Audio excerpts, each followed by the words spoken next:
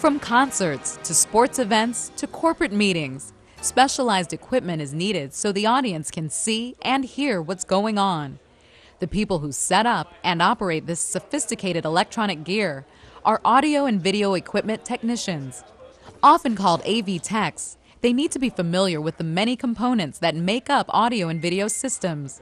For example, microphones, speakers, TV monitors, and projection screens.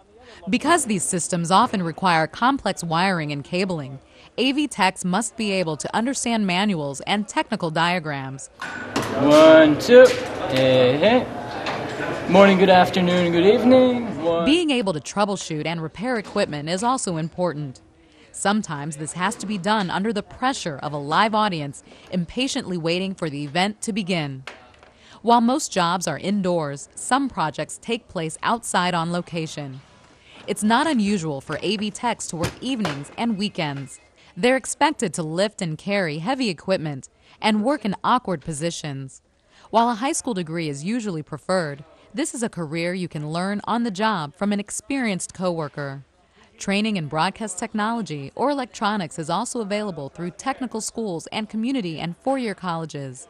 If you have an eye for detail and an ear for determining sound quality, consider a career as an audio and video equipment technician.